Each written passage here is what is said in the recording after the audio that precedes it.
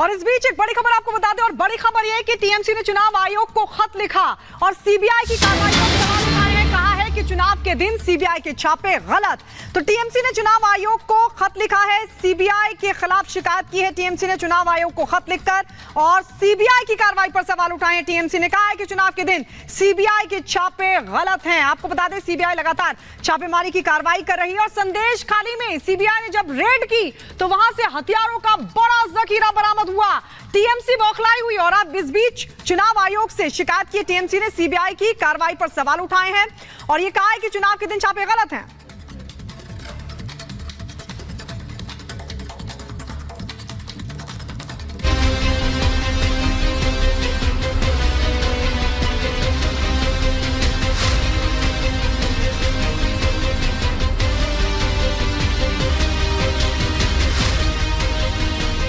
उत्तर 24 परगना का संदेश खाली एक बार फिर सुर्खियों में है।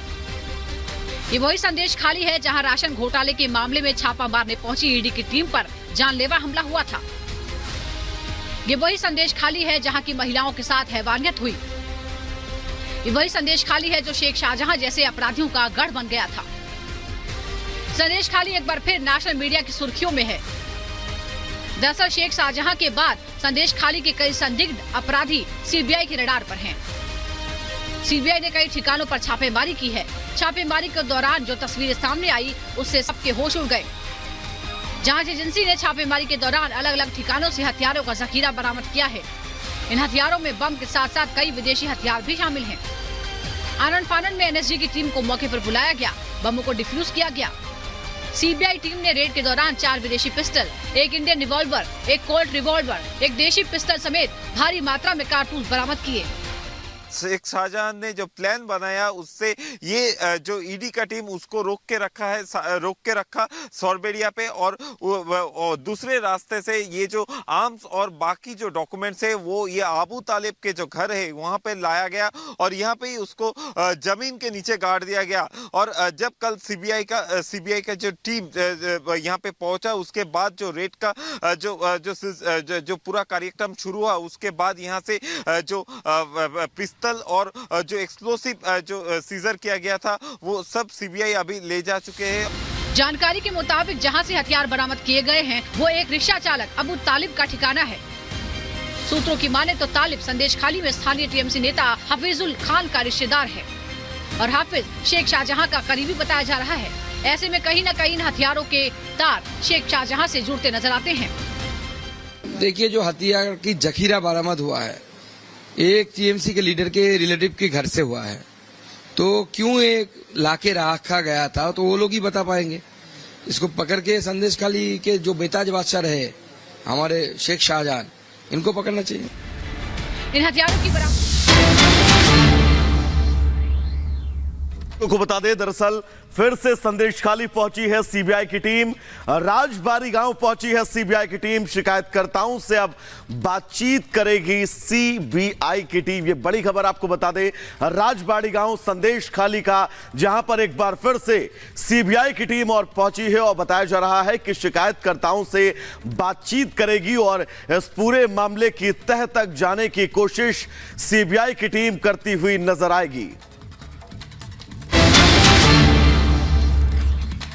और इस वक्त की बड़ी खबर आपको बता दें, अमित मालवीय का ममता सरकार पर हमला संदेश खाली से मिला पुलिस का हथियार। क्या सरकारी माल खाने से हथियार चोरी हुआ? ये सवाल अमित मालवीय उठा रहे हैं शेख के करीबी से। कैसे मिले हथियार? इसके अलावा अमित मालवीय ने कहा कि हथियार बरामद होने से कई सवाल हुए खड़े।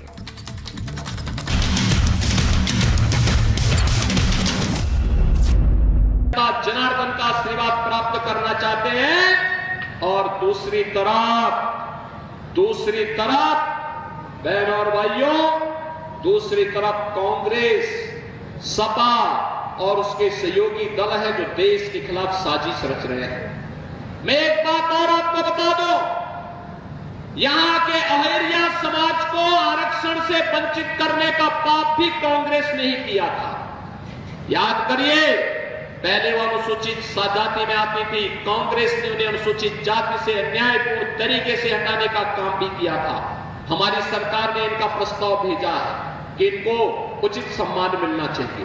बहनों और भाइयों, मैं आज आपसे कहने के लिए इसीलिए आया हूं। जो लोग देश का नुकसान पहुंचाना चाहते हैं, अनुसूचित जाति, जनजाति और पिछड़ी जाति के हकों में डकैती डालना चाहते हैं, जो लोग आपकी आस्था के साथ खिलवाड़ करना चाहते हैं, इन लोगों ने उस समय भी ये कहा था राम और कृष्ण हुए ही नहीं, राम के अस्तित्व पर प्रश्न खड़ा किया था। और चलिए आगे बढ़ेंगे। रिपब्लिक भारत से राजनाथ सिंह ने हमारे editor in chief Arnab Goswami से खास बातचीत की है और इस दौरान उन्होंने कहा कि इंसाफ और इंसानियत के आधार पर सरकार चल रही है। वहीं विपक्ष की मंशा पर सवाल खड़े किए हैं राजनाथ सिंह ने। उन्होंने कहा कि आर्थिक सर्वे पर विपक्ष की मंशा पर शक है, विपक्ष कुछ भी कर सकता है। संपत्ति सर्वे की क्या जरूरत है, यह सवाल भी पूछा राजनाथ सिंह ने।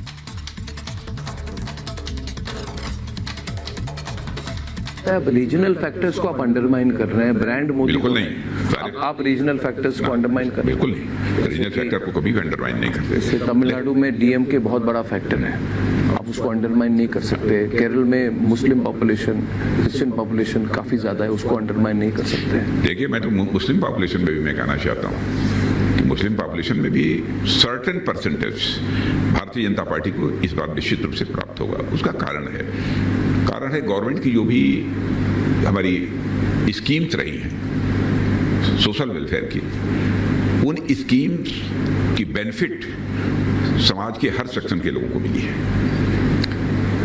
अरे किसी भी सूरत में कास्ट, क्रीड अथवा रिलीजन के बेसिस पर किसी प्रकार का कोई डिस्क्रिमिनेशन हमारी गवर्नमेंट ने नहीं किया है। इसलिए वो लोग यह नहीं देखेंगे कौन किस जाति का है, कौन किस धर्म को मानने वाला है। ऐसे भी लोग हैं, नेक इंसान हैं ऐसे, जो कि देखते हैं कि जिसने हमारे लिए किया है उसके साथ हमको खड़े होना। जो मुस्लिम समुदाय कहेंगे ये सब बोलने वाली बातें हैं। मुस्लिम समुदाय के जो नेता हैं वो कहेंगे ये बोलने वाली बात है। राजनाथ सिंह जी कहते हैं धर्मनिरपेक्ष अपने आप को दिखाते हैं, बीजेपी दिखाती है, मगर जब कैंपेन में जा रही है बीजेपी तो वही बातें हो रही हैं, जैसे कि मुस्लिम कोटा क्यों है।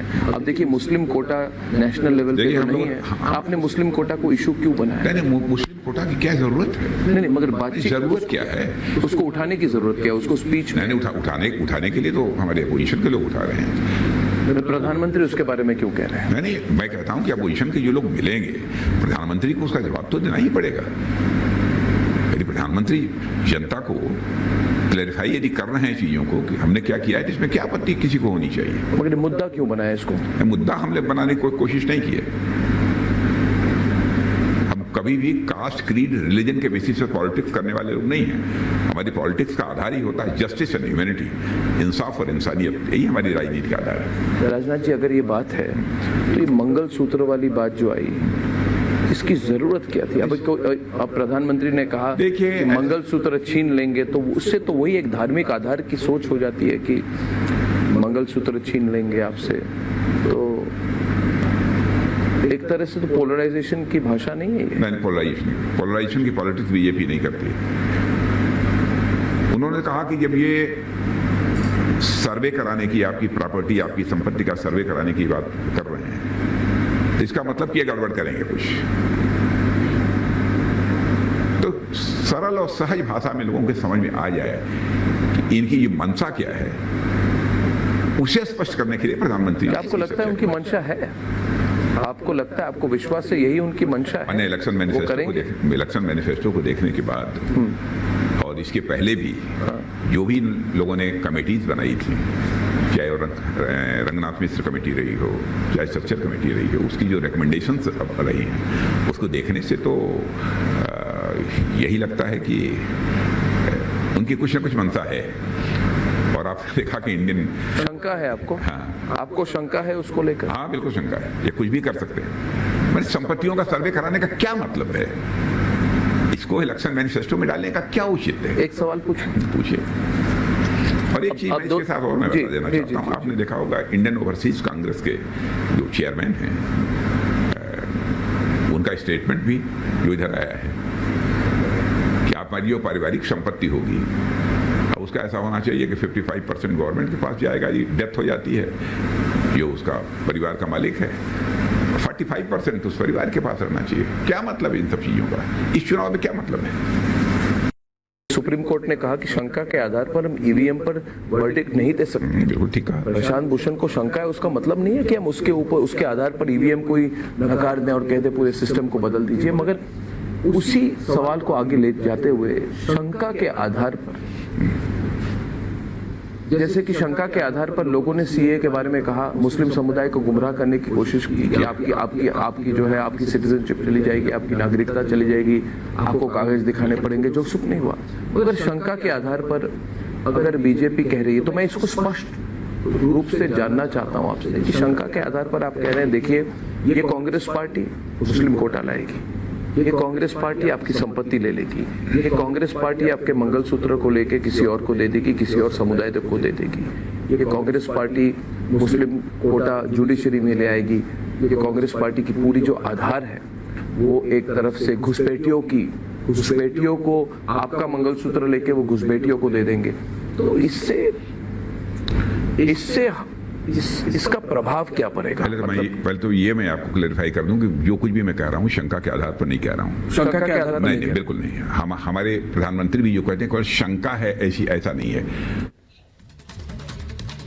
और इस बीच एक बड़ी खबर आपको बता दें, और बड़ी खबर यह है कि टीएमसी ने चुनाव आयोग को खत लिखा और सीबीआई की कार्रवाई पर सवाल उठाए हैं। कहा है कि चुनाव के दिन सीबीआई के छापे गलत। तो टीएमसी ने चुनाव आयोग को खत लिखा है, सीबीआई के खिलाफ शिकायत की है टीएमसी ने चुनाव आयोग को खत लिखकर, और सीबीआई की कार्रवाई पर सवाल उठाए हैं। टीएमसी ने कहा है कि चुनाव के दिन सीबीआई के छापे गलत हैं। आपको बता दें सीबीआई लगातार छापेमारी की कार्रवाई कर रही है, और संदेश खाली में सीबीआई ने जब रेड की तो वहां से हथियारों का बड़ा जखीरा बरामद हुआ। टीएमसी बौखलाई हुई, और अब इस बीच चुनाव आयोग से शिकायत की टीएमसी ने, सीबीआई की कार्रवाई पर सवाल उठाए हैं और ये कहा है कि चुनाव के दिन छापे गलत हैं।